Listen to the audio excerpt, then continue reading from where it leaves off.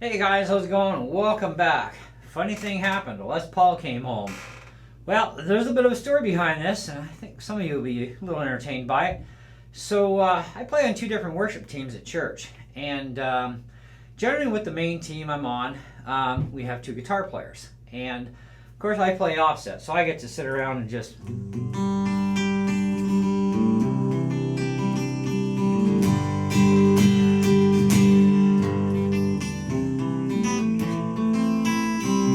So that's fun. I love it. And it separates the two of us because I'm the offsetter, he's the lead. Works perfect, okay? Because you really don't want two guitar players playing the exact same rhythm. Although there are a few songs with me and the main leader that we have to play the exact same rhythm or it just throws the whole mess. So, anyways, ever since I broke my wrist, I've been having some issues with bar chords. And even power chords and a lot of hand cramping. Even doing some of my basic chords, it's kind of like, ugh. You know, it's like, and I'm sitting here between songs doing this, and I know the whole congregation is looking at me, and I'm like, oh man, seriously? So anyways, I'm kind of wanting to escape from acoustic for a little while. But either way, I took my Telecaster last Sunday. And I don't know if you ever heard the saying, fake it till you make it. Well, that's kind of what happens when you're playing along and you're hearing that this is not right. So you kind of do one of these. And of course, you know, the congregation has no idea that I just did that. But our piano player kind of mentioned it afterwards. And it's like, funny you should mention that. When I was kind of losing a bit of focus and because I'm having some issues. Hope they get straightened out. And of course, the other thing was, well, I could not tolerate the sound of that Telecaster whatsoever. Now, I had the ME90 pedal board that I tried out, the newest one from Boss, and although it's a fantastic machine, they did kind of rip out the acoustic preamp. So plugging an acoustic straight in and then just going to the acoustic preamp and let me have my reverb and my chorus or whatever, right? Not going to happen with the same kind of sound. It is different when you just plug in straight in, but now you're forced to have a different kind of a preamp. So anyways, and that's the same kind of story with the GT1, which is what I went back to. The GT1 is a lot more compact, portable. It's all, you know, digital interface, so I can like even name the patch to the songs that we're doing, so I know what patches to use with what songs, and it just makes life less complicated than that big behemoth that is also like $500, where this thing's under $300, okay? And so I figured, and with this one too, you can put your pedal order any way you see fit, whereas with the Boss, yeah, you're not. You get whatever they give you, right? And it's like, but I want this to be before this and this after that. You can't do that. So, but with this thing you can, and it makes for more interesting tones that you can actually get. Now there is no acoustic preamp in here, but there is a amp model called Full Range, which seems to actually work pretty good. Even with an acoustic guitar, I can do that, put in the effects I need, voila, okay? Anyways, so this preamp is actually Boss's acoustic simulator, which they've preset the way they wanted it, which is fine. And you can adjust, you know, on the computer things as well on the ME90, or you can do it manual dialing. But it's kind of like, yeah, but there's so many other effects in there, and it's a whole thing, okay? So anyways, the Telly was horrible, okay? I mean, it was I can understand why my friend, he tried his Telly once at church, and yeah, it didn't go. It's like, so glad he brought his acoustic with him. I don't want to haul around a lot of gear, and I also don't want to go to certain songs to just play the electric. And because I am having problems with bar chording and some of the power chords acoustically, it's kind of like, well, the electric, it's so easy. It's subterranean, really super sick low action on this. The neck is dead straight. I mean, it plays so beautiful, this guitar. And this is a 2015 Cherry Burst. Now, I'm pretty sure this is the same one I had on my channel before. You guys can go check for the standard, Epiphone standard Les Paul Pro Plus top. And I don't know, I mean, it looks exactly the same to me, but I could be wrong too. They do look very much the same. But whatever, I don't care. So this was in their rental area. It's like, if I want to buy it, it's $700, which saves me buying normal retail, because that's a big savings.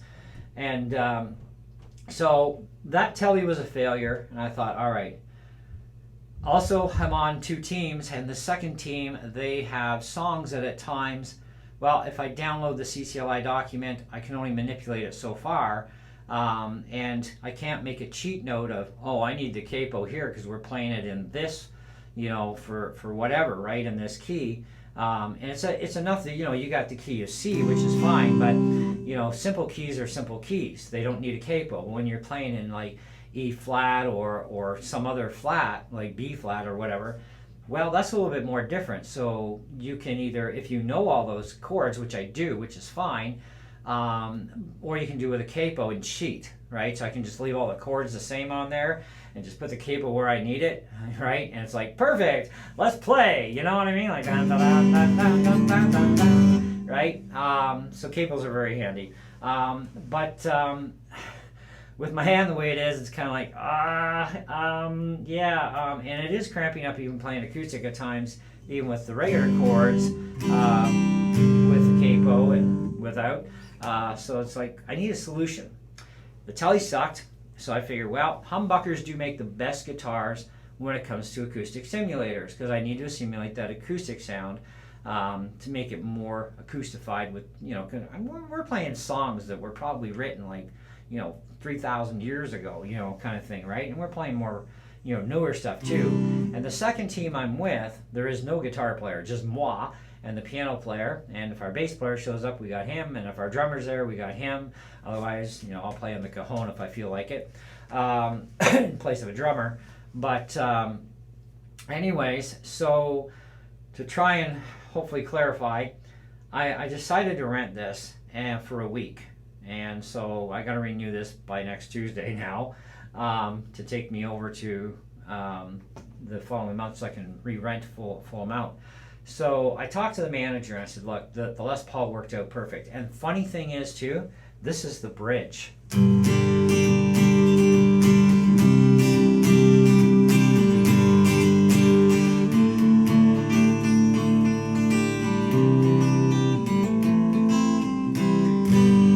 Normally an acoustic simulator sounds better on neck, right?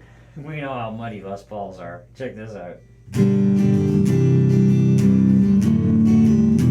And I turned the bass way down on my amp.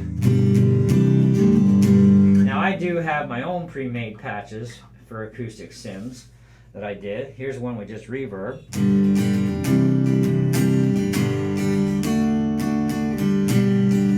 I lose a lot of that top end, right? So back to the bridge we go.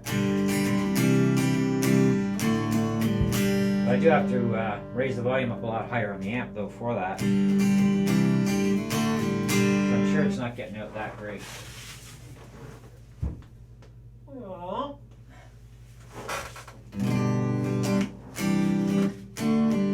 I think the amp model I used on this one was the JCM.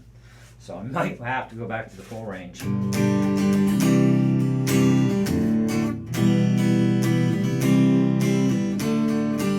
I'm also pretty happy with this tone too. It's way better than the telly. Okay, this is my acoustic one with reverb and chorus. That one was just reverb.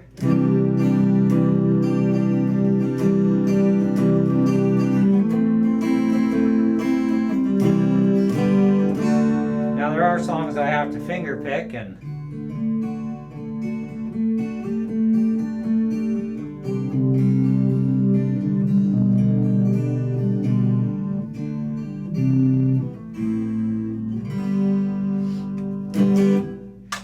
if you do that on the neck, it's a mess. It's a mud mess. So anyways, overdrive.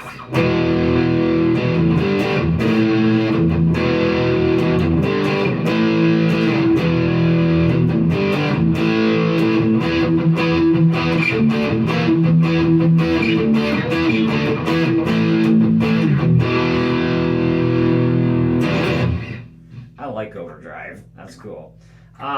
Anyways, but back to our acoustic sim. So it's not an actual acoustic sound. I mean, that's probably about the closest you're really going to get realistically. Depending, of course, on the amp, it might be a little bit better with a bigger speaker or whatever.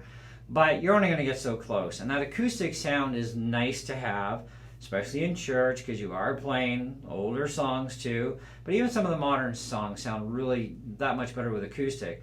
So until this thing can completely comply again, I may be using electric a lot more than what I planned on, and I still have to play my acoustic, at least at home, to work out my wrist, and because it's got to get some more bendy back to it, and of course I got to get my strength back in my fingers too, where at least this is effortless.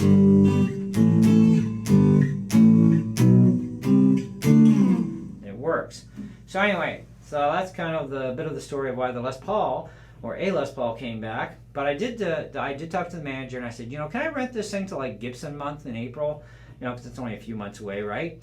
And then just put it on a Gibson account. And he's like, definitely, because even during Gibson month, he says that's when we also offload some of our rentals to make room for new stuff and so on, right? It moves stock around. And I figured, what, this thing is only $700, and for the amount of months that I rent it, regardless, 60% of that goes toward my purchase. So it's like, that's going to save me a little bit more money, because this is like $36 a month to rent this thing. So 60% of that times the next 3.5 months, whatever, 3 months plus, that kind of works out, because it's April 1st. Every year along the equator in Canada, Gibson month starts April 1st to the end of April, last day of April. I think there's 30 days in April, 31, whatever. Anyways, last day. So that gives you an opportunity to even get something like this on 3-year financing, which is like pennies a month.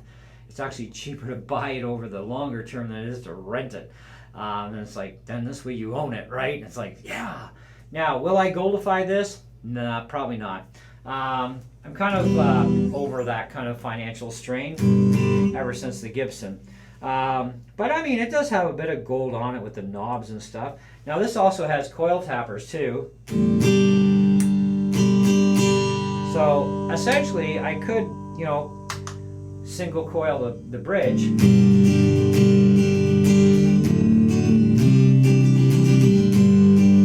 Still a little muddy though.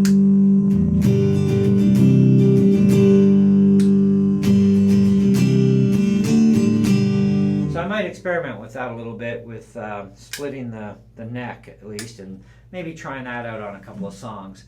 But this thing worked out at practice this week, absolutely perfect. My problem was I was an idiot and I forgot my capo, and I'm playing with the regular main team with me and the other guitar player this week, and it's like, oh crumb, he didn't have an extra capo with him.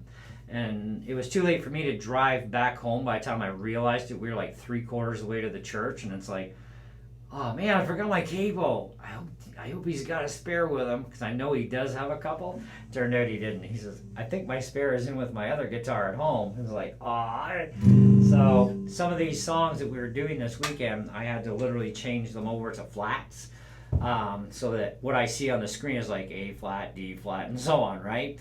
And so that was no big deal, because I mean G sharp, A flat, and if you go to D sharp, that's your E flat. And then we had, so I mean that is not a problem, and it's so easy to play on the guitar. I made it through the entire practice. We had a lot more songs than we're going to actually be playing on Sunday, and my hand was like, hey, this is fantastic. I love this. I think I'm going to go, I'd like to say I'm going to go full-time electric, but no. I do want to play acoustic too.